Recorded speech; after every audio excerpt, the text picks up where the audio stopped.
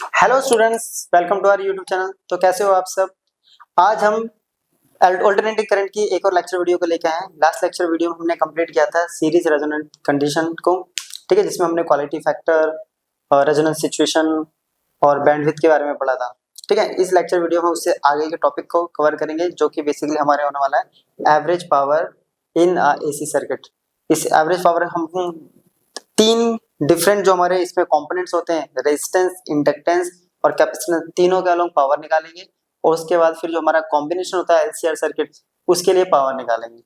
तो चलिए time waste ना करते हुए करते हैं हमारा टॉपिक स्टार्ट। तो ये है हमारा टॉपिक। तो सबसे पहले हम स्टार्ट करते हैं प्योर इंडक्टर से, यानी एक एसी सर्किट है, उसके बाद सिर्फ इंडक्टर है और उसके लिए हम पावर कैलकुलेट करते हैं। तो बेसिकली पावर स्टार्ट करने के लिए तो हमने इसके बारे में पढ़ा हुआ। इंडक्टर में सबसे पहले E इक्वल्स टू होता है E not sine omega T, और इंडक्टर में जो I होता है अपने पास वो होता है I not sine omega T minus pi by to. Right, यही होता है कि इंडक्टर में जो करंट होता है वो क्या करता है, लैग करता है 90 डिग्री। ठीक है, ये हो गया, लैग कर रहा है 90 डिग्री। तो यहां से हम स्टार्ट करेंगे। अब इसको लिख सकते हैं हम, इसमें अगर मैं माइनस कॉमन लूँ, क्योंकि कॉन्सेप्ट होता है sine minus theta equals to minus sine theta, तो उसको अप्लाई करेंगे तो ये क्या होगा, pi by two minus omega T, ये आ गया माइनस। अब साइन 90 माइनस थीटा होता है अपने पास कॉस थीटा, कॉस थीटा। ठीक है, तो ये आ गया आई। और अपने को क्या कैलकुलेट करना है, बेसिकली अपने को यहाँ कैलकुलेट करना है पावर। तो पावर इक्वल्स टू होता है वर्क अपॉन टाइम, है ना। यहाँ पे जो है हमारा बेसिकली वो एवरेज पावर हम कैलकुलेट कर रहे हैं, वो होता है वर्क अपॉन टाइम। और पहले हम निकाल लेते हैं वर्क। और वर्क कैसे निकालेंगे, तो पहले small work done in small time dt, किसी स्मॉल टाइम dt में वो वर्क कर रहा है, और वर्क इक्वल्स टू अपने पास होता है EI dt। तो ये हमने पढ़ा हुआ है VIT, है ना। एनर्जी इक्वल्स टू जो होता है VIT के बराबर होता है, तो ये हो गया EIT। ई की वैल्यू क्या है अपने पास, वो है E not sine omega T. I की वैल्यू माइनस यहाँ ले लिया, I naught cos omega T, right, into dt। यहाँ आ गया minus E naught I not sine omega T cos omega T dt, ये है डी। अब हमें अगर वर्क निकालना है तो हमें क्या करना पड़ेगा, इसको इंटीग्रेट कर देते हैं। तो टोटल वर्क डन, अभी वर्क डन किसके लिए निकालना है, एक कंप्लीट साइकिल के लिए।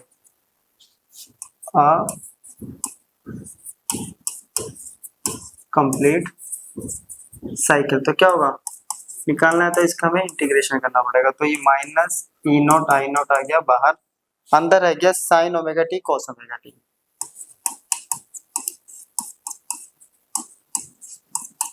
और dt। अब इसका कोई इंटीग्रेशन नहीं होता है ना, इसका इंटीग्रेशन बहुत कॉम्प्लिकेटेड है। इसको इजी करने के लिए क्या करते हैं, 2 से मल्टीप्लाई और 2 से डिवाइड कर देंगे, ये 2 आ गया बाहर। ठीक है, बच गया अपने पास sine 2 sine theta cos theta होता है साइन 2 थीटा। तो ये कंप्लीट साइकिल में dt के रिस्पेक्ट में हो रहा है, तो 0 से t टाइम होता है, राइट। तो अब अपने पास आ गया ये इजी सा। इसको क्या करते हैं, अब कर देते हैं इंटीग्रेशन। साइन 2 ओमेगा टी का इंटीग्रेशन तो आ गया minus cos 2 omega T upon में एंगल का करेंगे 2 ओमेगा, 0 से t के रिस्पेक्ट में। ठीक है, ये हो गया माइनस माइनस हो गया प्लस, 2 ओमेगा को बाहर ले आते हैं, कितना हो गया 4। तो ये आ गया E not I naught upon में 4 ओमेगा, लिमिट्स पुट करते हैं, cos 2 ओमेगा की वैल्यू पुट कर देते हैं 2 पाई बाई टी, और अपर लिमिट फिर सेम cos 2 ओमेगा की वैल्यू पुट कर दी इनटू 0। ये t से t हो गया, तो वैल्यू आ रही है E not I naught upon 4 omega, क्या आ गया कॉस 4 पाई माइनस कॉस 0।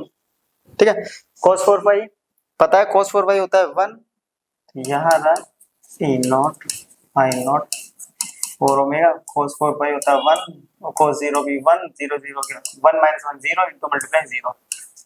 तो एक कंप्लीट साइकिल में वर्क तो आ गया अपने पास 0। ठीक है, वर्क आ गया 0। अब हम वर्क 0 है तो हमें पता है एवरेज पावर कितनी होती है, वर्क पावर इक्वल होता है वर्क अपॉन में टाइम। अगर वर्क ही 0 है तो पावर क्या हो जाएगी, तो किसी इंडक्टर के अक्रॉस जो एवरेज पावर होती है किसी इंडक्टर वाला, वो कितनी होती है, वो होती है 0। हो गया ना, वो होती है 0। क्या एनर्जी भी 0 होती है, नहीं, क्या एनर्जी कुछ होती है इसके पास, अब वो हम एनर्जी की कैलकुलेट करेंगे, बट पावर तो पता चल गया कि पावर 0 होने वाली है। चलिए, तो हम निकालते हैं इसके अक्रॉस एनर्जी। अब एनर्जी कैसे निकालेंगे, तो हमने पढ़ा हुआ है E इक्वल्स टू होता है L di/dt। क्लियर, ये हम इलेक्ट्रोमैग्नेटिक इंडक्शन में ऑलरेडी पढ़ रखा है। अब एनर्जी निकालना, और एनर्जी इक्वल्स टू होता है अपने पास वर्क, है ना, और अगर वर्क निकल गया तो एनर्जी निकल गया, तो dw इक्वल्स टू पड़ा हुआ है vdq, v इक्वल्स टू क्या हो गया E dq dw, both side time से कर देते हैं इसको डिवाइड। ठीक है, बोथ साइड कर दिया टाइम से डिवाइड, तो ये तो एज इट इज ये आ गया dq/dt क्या होता है करंट। क्लियर, अब E की वैल्यू पुट कर देते हैं यहां से, ये आ गया L di/dt into I dw/dt, से dt कैंसिल, तो dw कितना आ गया L I di, तो इट मीन स्मॉल वर्क है LIDI। अब पता चल रहा है कि स्मॉल वर्क ये है, तो अब यहाँ पे इंटीग्रेशन होने वाला है, तो टोटल वर्क निकल जाएगा। तो टोटल वर्क डन कैसे निकलेगा, जब हम क्या करेंगे इंटीग्रेशन कर देंगे dw का। अब इंटीग्रेशन क्या होगा इसका, L बाहर I अंदर di 0 से I, ये आ गया I का इंटीग्रेशन होगा I की पावर 2 अपॉन में 2 लिमिट 0 से I। ठीक है, अब यहाँ पे क्या करेंगे हम लिमिट्स पुट कर देते हैं, लिमिट पुट करेंगे तो बेसिक क्या होगा, ये L/2 एक बार अपर लिमिट और एक बार लोअर लिमिट। अपर लिमिट 0 का स्क्वायर तो 0 खत्म, I स्क्वायर, तो वैल्यू आ गया अपने पास वर्क इक्वल्स टू हो गया 1/2 LI स्क्वायर। अब ये जो वर्क है ना, अपने पास जो वर्क आया यही वर्क कन्वर्ट हो जाता है अपना किसमें, एनर्जी में। तो एनर्जी कितनी आ गई 1/2 LI स्क्वायर। तो किसी भी इंडक्टर के पास जो एनर्जी होगी वो होगी हाफ LI स्क्वायर। क्लियर हो गया नोट। चलिए, तो ये होगा अपना किसी भी इंडक्टर के अक्रॉस वर्क। पावर निकाल लिया और इसके अक्रॉस एनर्जी हो गई।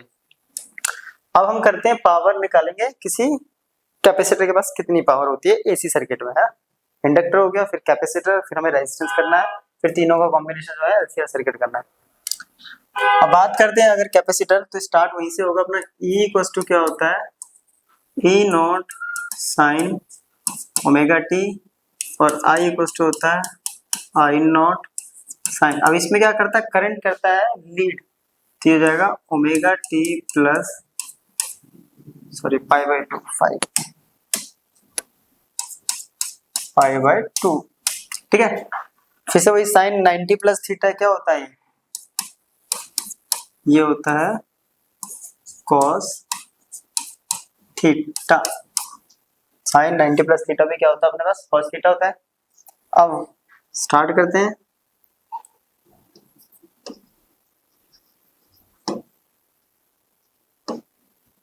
Small amount of work done in small time,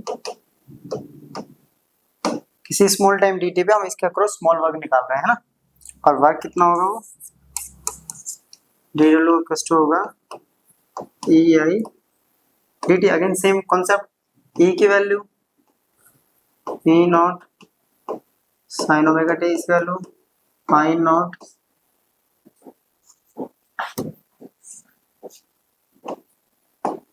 cos omega T D T. E naught I naught बाहर ले लेते हैं, क्या गया sine omega T cos omega T D T. Again same आ गया, इंडक्टर की तरह ही सेम रिलेशन बना रहा था। अब क्या करेंगे, हम टोटल वर्क डन निकाल लेते हैं। चलिए, total work done over complete cycle. किसी कंप्लीट साइकिल अक्रॉस, तो कैसे होगा, इसका हमें करना पड़ेगा इंटीग्रेशन। तो वर्क इक्वल्स टू इंटीग्रेशन, ये बाहर कॉमन हो जाएगा, sign omega T cos omega T D T 0 से t। अब इसका फिर से वही इंटीग्रेशन तो हो नहीं रहा, तो 2 से मल्टीप्लाई 2 से डिवाइड, 2 आ गया बाहर। अभी तक तो सेम चल रहा अपने पास बिल्कुल। 2 साइन थीटा cos थीटा होता है साइन 2 थीटा, लिमिट आ रही है 0 से t, राइट। और साइन 2 थीटा का इंटीग्रेशन अगेन वही माइनस cos 2 थीटा, और 2 थीटा का होता है 2 ओमेगा टी का होगा 2 ओमेगा 0 से t। माइनस को बाहर ले लेते हैं और ये आ गया 4, तो minus E naught I naught upon 4 omega, है ना। अब इस पे क्या करेंगे, फिर से वही लिमिट्स पुट करते हैं। cos 2 ओमेगा की value 2 pi by T into T की जगह t minus cos 2 into 2 pi by T into 0। इससे ये क्या cos 4 पाई माइनस cos 0, तो वैल्यू आ रही है E naught I naught upon 4 omega cos 4 pi minus cos 0। cos 4 pi होता है 1, cos 0 1, 1 0 0 आ गया, पावर आ गया, वर्क आ गया हमारे पास, तो वर्क होता है 0। उसमें भी वर्क क्या है था 0, वर्क आ गया 0, तो पावर कितनी होगी, एवरेज पावर क्या होता है वर्क अपॉन टाइम, वर्क 0 होता है एवरेज पावर भी। तो सेम इंडक्टर के बराबर, इंडक्टर में भी एवरेज पावर कितनी होती है अपने पास 0, और कैपेसिटर में भी एवरेज पावर कितनी है 0 होने वाली है, राइट। तो दोनों ही केसेस में क्या है, एवरेज पावर क्या होती है अपने पास 0 होती है, ठीक है, नोट कर लीजिए इसको। अब हम चेक कर लेते हैं रेजिस्टेंस के अक्रॉस, क्योंकि इनके कैपेसिटर और इसके कैपेसिटर के अक्रॉस तो हम ऑलरेडी एनर्जी निकाल चुके हैं सेकंड चैप्टर में, तो इसमें एनर्जी निकालने की कोई जरूरत नहीं है, ठीक है। रेजिस्टर के अक्रॉस, अब रेजिस्टर में क्या होता है, ईएमएफ और करंट दोनों होते हैं सेम फेज में, है ना। इसमें तो एक में लैग करता है, एक में लीड कर रहा था, लेकिन यहाँ क्या होगा, जो ईएमएफ होगा वो होगा ई नॉट साइन ओमेगा टी, जो कि सब में सेम है, और आई भी क्या होगा इसका सेम फेज में होने की वजह से, क्लियर। तो यहां से स्मॉल वर्क डन क्या आएगा,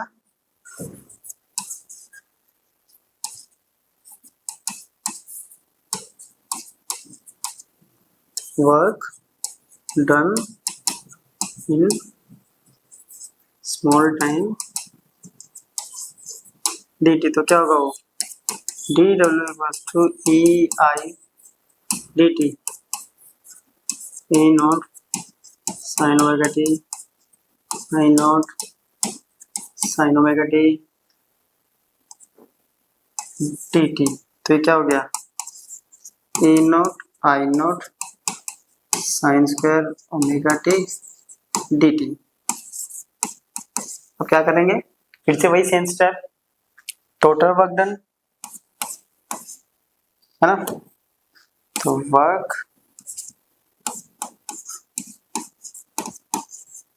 done over a complete cycle. तो क्या होगा, वर्ग निकालना है तो हमें इंटीग्रेशन करना पड़ेगा। इसमें ई नॉट और आई नॉट आ जाएंगे बाहर, 0 से t के रिस्पेक्ट में साइन स्क्वायर। अब साइन स्क्वायर ओमेगा टी का इंटीग्रेशन हो नहीं सकता, तो इसको हम सिंप्लीफाई करते हैं। इसको हम लिख सकते हैं E naught I naught 1 minus cos 2 omega T और अपॉन में 2, 1 माइनस कॉस 2 थीटा और अपॉन में 2 वाला हमने यहाँ पे कॉन्सेप्ट लगा लिया, राइट। ये हो गया। अब चलिए अब क्या करेंगे, इसको 2 बाहर ले लेते हैं, ठीक है, आ गया। और इंटीग्रेशन में बच गया अपना 1 minus cos 2 omega T D T, 0 से। अब 1 का integration with respect to T यानी dt, तो ये हो गया t,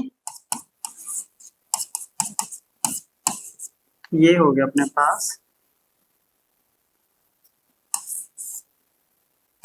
t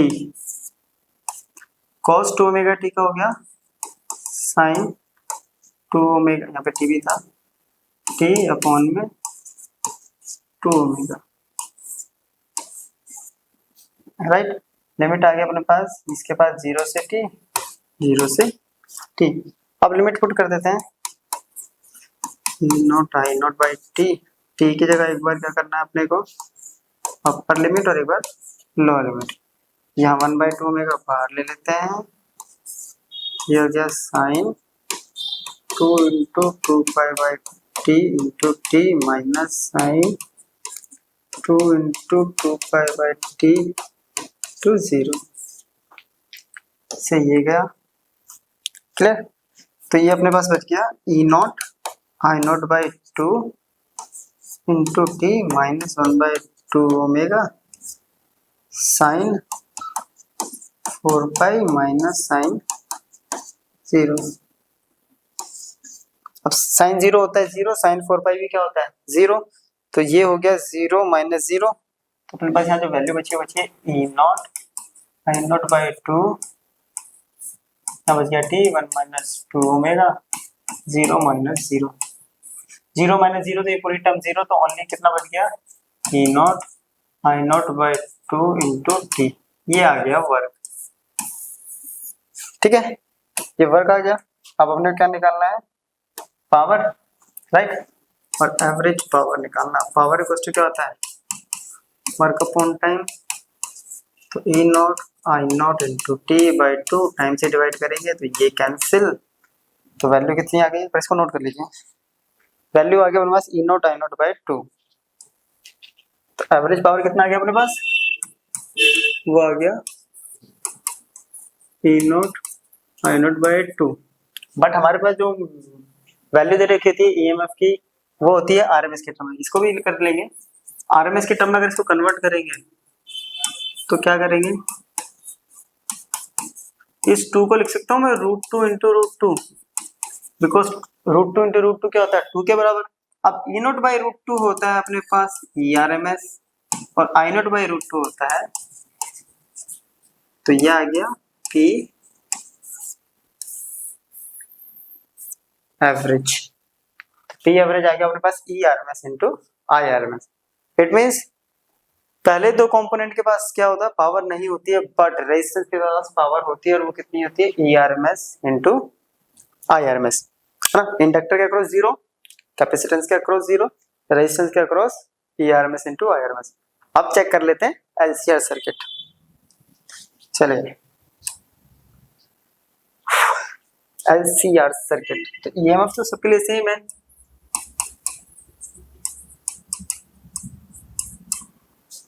है ना। तो अब एलसीआर में कौन सा कंपोनेंट लें हम, क्योंकि ये क्या है एलसीआर में 3 होता है, तो हम यहाँ पे जो ले रहे हैं वो ले रहे हैं, देख के बताइएगा कौन सा सर्किट मैंने लिया है।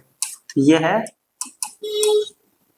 Inductor dominate circuit, inductor dominate circuit जो हमने, जिसके बारे में हमने पीछे एलसीआर सर्किट में पढ़ा था एक केस में। तो इंडक्टर डोमिनेट सर्किट हमने यहाँ पे कंसीडर कर लिया है ना। कैपेसिटेंस से भी कर सकते हैं, मैंने इंडक्टर वाला ले लिया। फिर से small work done in small time dt। Small work निकालना है किसी स्मॉल टाइम dt पे। तो चलिए क्या होगा भाई, again same t value equals to e i dt। e की वैल्यू है e not sine omega t, i not sine omega t minus 5, right. अब पता है कि इंटीग्रेशन होने वाला है, लेकिन इंटीग्रेशन क्या होगा, ये डायरेक्ट इंटीग्रेशन तो होगा नहीं इसका, तो इसको हमें पहले सिंपलीफाई करना पड़ेगा। क्लियर? तो सिंपलीफाई हम पहले ही कर लेते हैं, नहीं तो बार बार हमें इंटीग्रेशन का साइन लगाना पड़ेगा, लिमिट लगानी पड़ेगी। तो यही कर लेते हैं हम इसको सिंपलीफाई। क्लियर? देखिए इसको तो अलग से बाहर ले लेते हैं, तो ये बच गया sine omega T, sign omega T minus 5। ये हो गया साइन ए माइनस बी। साइन ए माइनस बी के फॉर्मूले पे इसको ओपन कर देते हैं, तो क्या बचेगा अपने पास, sign A cos B minus cos A sine B. ठीक है, इस साइन को अंदर लेके जाते हैं, क्या हो गया, sine square omega T cos 5 minus sine omega T cos omega T sine 5। Clear? तो इंटीग्रेशन तो अभी भी नहीं हो रहा, क्योंकि यहाँ गया साइन स्क्वायर, यहाँ पे sine omega T cos omega T sine 5 आ गया। इसको सिंपलीफाई हमने पीछे करना देखा है, तो इसको सिंपलीफाई करते हैं, और ई नॉट आई नॉट, इसको लिख सकते हैं हम 1 minus cos 2 omega T by 2, right. इसके साथ बच गया कॉस 5, जबकि इसके साथ 2 मल्टीप्लाई कर देते हैं और 2 डिवाइड कर देते हैं, और बच गया साइन 5। ठीक है, तो अपने पास वैल्यू आ गई E naught I naught 1 minus cos 2 omega T by 2 into cos 5 minus sine 2 omega T sine 5 by में 2। ठीक है, ये था डी डब्ल्यू। अब हम क्या निकालते हैं, total work done. Total work done over a complete cycle.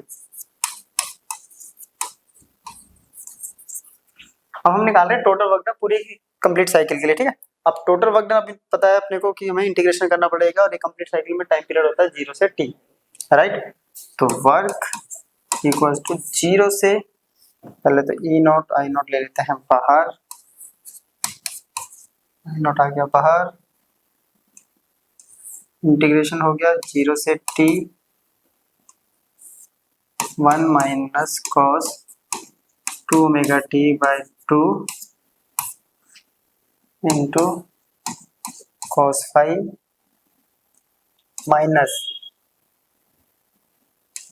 Sign 2 omega t, इसमें से बाहर ले लिया 1 बाय 2 बाहर आ गया, इंटू साइन 5। ठीक है, और इसके साथ क्या आएगा, इसके साथ आ जाएगा dt। क्लियर? या तो अब इसको इंडिविजुअली हम क्या करते हैं, इंटीग्रेट करते हैं, नहीं तो हम इसकी ऑलरेडी वैल्यू निकाल चुके हैं, दिखाता हूँ मैं। 1 माइनस साइन, एक तरफ आ रहा साइन 2 ओमेगा 2 तो आ रहा था अपने पास 0, ये तो हो गया 0, और इसका इंटीग्रेशन आ रहा था अपने पास t। ठीक है, इसका इंटीग्रेशन तो आता है t, और अगर बात करें हम साइन 2 ओमेगा t, तो इसका इंटीग्रेशन हर बार कितना आ रहा था 0। तो हम डायरेक्ट भी पुट कर सकते हैं इसको, क्योंकि ऑलरेडी इतनी बार तो कर ही चुके हैं हम। क्लियर? तो हम सिंपल लिख देते हैं कि इंटीग्रेशन ऑफ 0 से t 1 माइनस क्या था cos 2 omega t with respect to t, ये आता है टी, ठीक है, और टी के साथ कुछ और भी आ रहा था, नीचे शायद 2 भी आएगा।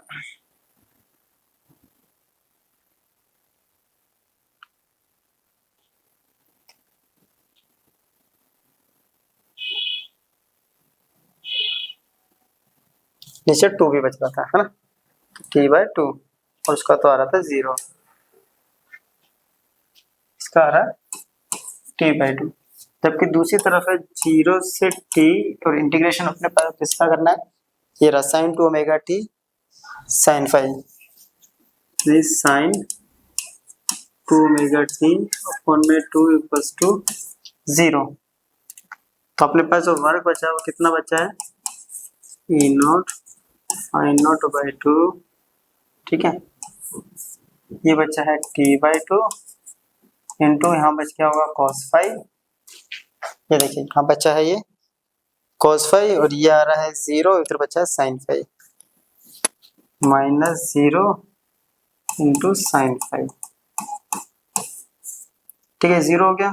तो अपने पास वैल्यू क्या आ रही है, E0 I0/2, right, into cos phi 2, already 2 कैसे हो गया, एक ही 2 होगा, सॉरी, ठीक है, एक ही 2 होगा, ये तो था ही नहीं, ये तो होगा ही नहीं, ठीक है, 2 इंटू टी, तो ये आ गया वर्क, ये आया वर्क, और अपने को क्या निकालना है, पावर, एवरेज पावर वो होती है वर्क अपॉन में टाइम, तो ये आ रहा है E0 I0 cos phi t, नीचे 2 ऑलरेडी था, t से डिवाइड कर दिया, t से t कैंसिल, तो वैल्यू आ गई E0 I0 cos phi/2, एक वैल्यू ये रख लेते हैं हम, बट हमें वैल्यू चाहिए होती है आरएमएस की टर्म में, राइट, तो आरएमएस की टर्म में इसको कन्वर्ट करने के लिए क्या करेंगे, इस 2 को हम लिख सकते हैं √2 into √2 cos phi, right, E0/√2 RMS, ये होता है IRMS, और ये होता है cos phi, तो ये होता है हमारा पावर का फॉर्मूला, क्लियर, चलिए पहले एक बार इसको नोट कर लीजिए, ठीक है। अब यहाँ पे ये cos phi क्या है, तो cos phi को समझा दें जरा, अपने पास जो है ये पावर वो है ये E/RMS I/RMS और cos phi, ये जो होती है एवरेज पावर, है ना, तो अभी तक हमारे रेजिस्टेंस में जो आ रही थी वो E/RMS I/RMS आ रही थी, अब रेजिस्टेंस की पावर हमने एक फैक्टर मल्टीप्लाई कर दिया, इसको कहते हैं पावर फैक्टर, ठीक है, तो ये पावर जो होती है ये हमारी एक्चुअल पावर है, इसको कहते हैं हम ट्रू पावर, जबकि ये वाली पावर जो होती है वर्चुअल या एपरेंट कहते हैं इसको, वर्चुअल पावर, और इनटू पावर फैक्टर, जो हमारी रेजिस्टिव सर्किट के बराबर जो पावर आ रही थी उसको आरएस एलसीआर सर्किट में कन्वर्ट करने के लिए एक फैक्टर से मल्टीप्लाई हमने किया, वो आ गया हमारा पावर फैक्टर, क्लियर। तो cos phi क्या हो गया यहाँ पे,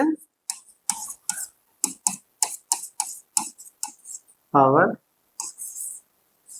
और इसको हम ऑलरेडी पीछे पढ़ के आए हैं, cos phi इक्वल होता है R/Z, किसी भी टाइप की सर्किट के लिए, है ना, तो हम ले लेते हैं केस कुछ फर्स्ट, फॉर प्योर रेजिस्टिव, अब प्योर रेजिस्टिव सर्किट में क्या होता है, E and I are in same phase, इसका मतलब फाई कितना होता है 0, है ना, सेम फेज में होता है, तो cos phi कितना हो गया, यानी cos 0 हो गया 1, पावर फैक्टर हो गया 1, cos 0 1 होने की वजह से जो एवरेज पावर होती है वो क्या आई थी, E/RMS into I/RMS, यही आई थी हमारे पास पहला केस रेजिस्टेंस में, ठीक है।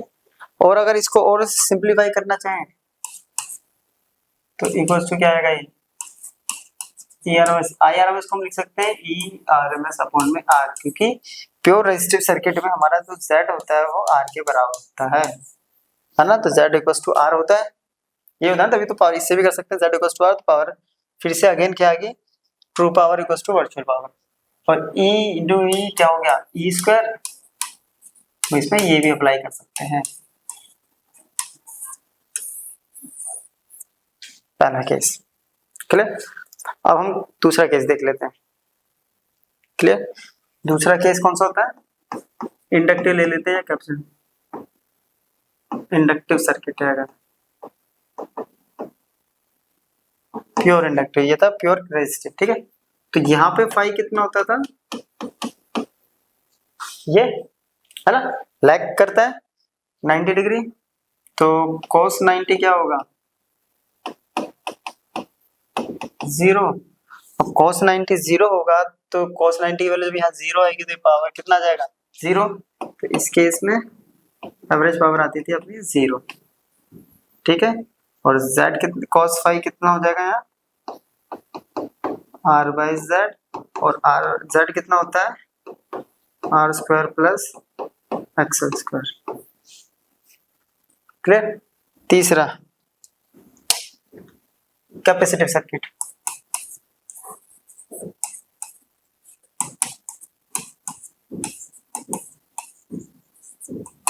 उसमें क्या होता है, उसमें भी अगेन फाई कितना होता है, पाई बाई 2, यहाँ लीड करता है, ये माइनस पाई बाई 2 लेके तब भी हो जाने वाला अपना, ठीक है।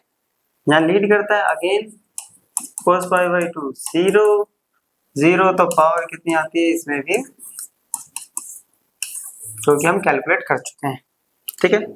बट इसमें cos फाई क्या होता है, r बाई जेड, और z यहाँ होता है अंडर रूट और स्क्वायर प्लस एक्स स्क्वायर, यहाँ होता था ये, ठीक है। क्लियर, चलिए हो गया तक। अगर इसको एलसीआर में देखें तो नोट हो गया, चलिए एलसीआर में, LCR circuit,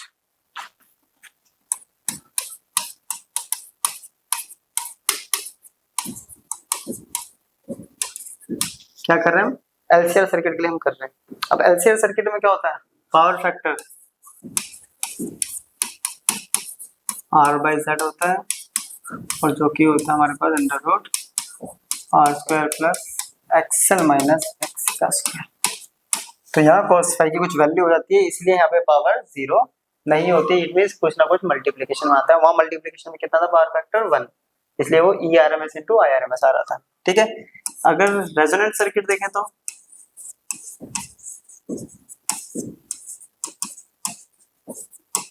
XL equals to XC, तो 0, तो cos फाई कितना हो गया, R by R that is 1, ये बन गए प्योर रेजिस्टिव सर्किट। इसलिए हमारी जो रेजोनेंस कंडीशन आती है उसको हम प्योर रेजिस्टिव सर्किट भी कह देते हैं, क्योंकि यहाँ Z मिनिमम हो जाता है, ठीक है। हो गया, नेक्स्ट टॉपिक करते हैं अब हमारा, यहाँ से जो टॉपिक हमें मिला है पावर फैक्टर। तो बेसिकली पावर फैक्टर क्या था, अगर हम फॉर्मूला देखें तो अपने पास आया था P average equals to E R M S और R M S cos phi. तो cos फाई इक्वल्स टू क्या आ रहा है,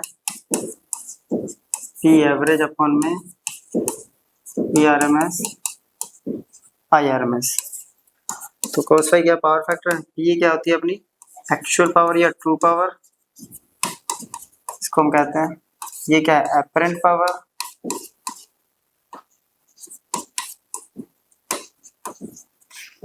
तो पावर फैक्टर किस चीज का रेशियो होता है, ratio of true power to the apparent power. तो एपरेंट पावर और ट्रू पावर का जो रेशियो होता है वो हमारा कहलाता है पावर फैक्टर, ठीक है। तो अगर पावर फैक्टर अगर कैलकुलेट करें इंडक्टिव के लिए कितना होगा, अभी वैसे कैलकुलेट किया था बीच में, फाई होता है 90 cos 90 0, तो ये पावर फैक्टर कितना हो गया इस केस में, हो गया 0, it means minimum. Same case capacitive में भी, क्योंकि कैपेसिटिव सर्किट वहां भी कितना होता है 90 डिग्री का, तो पावर फैक्टर वहां भी कितना आ गया, वहां भी पावर फैक्टर आ गया 0, अगेन मिनिमम। तो कैपेसिटेंस और उसमें मिनिमम होता है। और रेजिस्टेंस की बात करें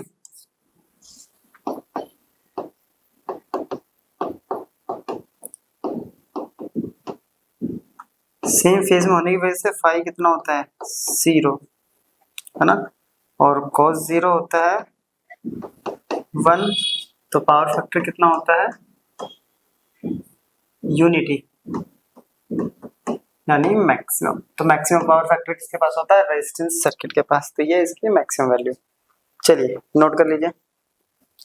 क्लियर, पावर फैक्टर कंप्लीट हो गया। अब एक छोटा सा अपने पास टॉपिक बचा है, वो है वॉटलेस करंट। तो नाम थोड़ा सा अलग है इसका, ठीक है। तो वॉटलेस करंट क्या होता है, बेसिकली वो करंट जिसके पास कोई पावर नहीं होती सर्किट को मेंटेन करने के लिए। The current which consumes no power for its maintenance in the circuit. तो क्या ये पॉसिबल है, तो इसको हम जरा समझते हैं, ठीक है।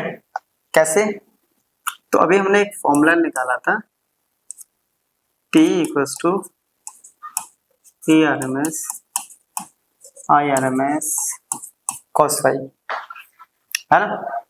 तो यहाँ पे तो एक ये जो cos फाई है किस किस के बीच का एंगल होता है ना, इन दोनों के बीच का एंगल आ रहा था हमारे पास ERMS और IRMS के बीच का एंगल जो है, तो उसको हमने करा था cos फाई। और यहाँ से हमें क्या निकालना है, वॉटलेस करंट बेसिकली।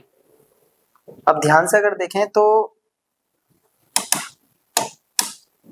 ये मान लेते हैं हमारा I जा रहा है इस तरफ,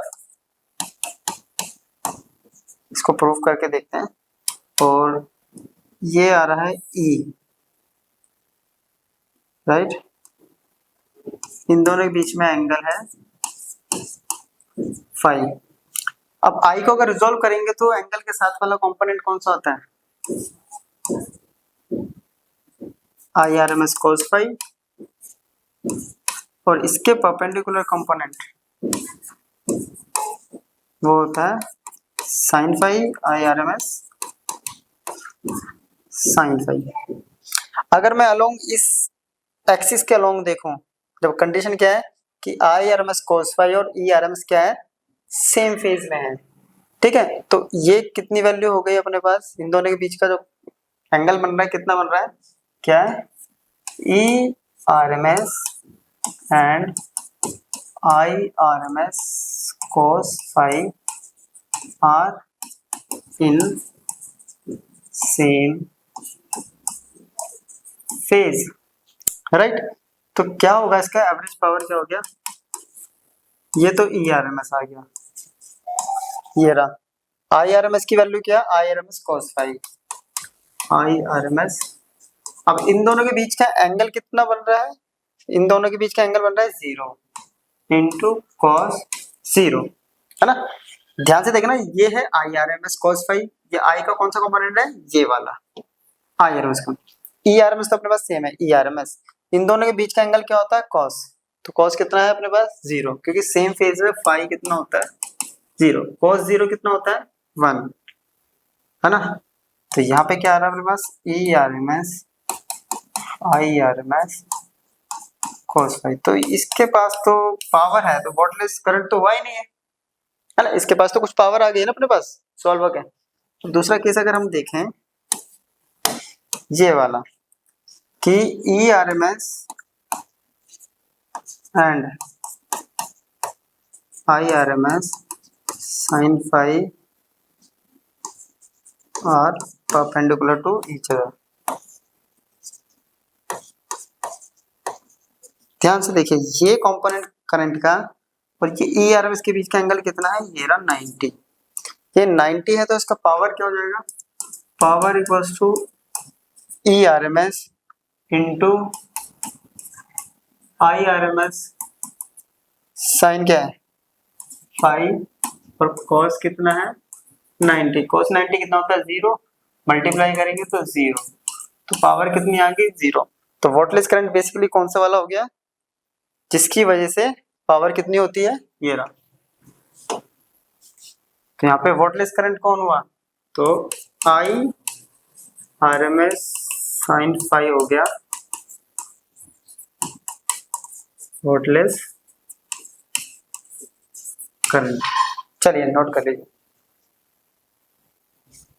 तो ये था हमारा आज का लेक्चर जो कि हमने कंप्लीट किया है पूरा का पूरा पावर पे, और उसके सारे कॉन्सेप्ट हमने खत्म कर दिए। अब नेक्स्ट लेक्चर वीडियो में हम इनसे रिलेटेड न्यूमेरिकल्स कर लेंगे। तो मिलते हैं नेक्स्ट वीडियो में। उससे पहले ये सारे टॉपिक्स आप रिवाइज कर लीजिएगा एक बार, तभी जाके वो न्यूमेरिकल्स आपसे हो पाएंगे। तो नेक्स्ट वीडियो में आइए, मिलते हैं नेक्स्ट वीडियो में, तब तक के लिए गुड बाय।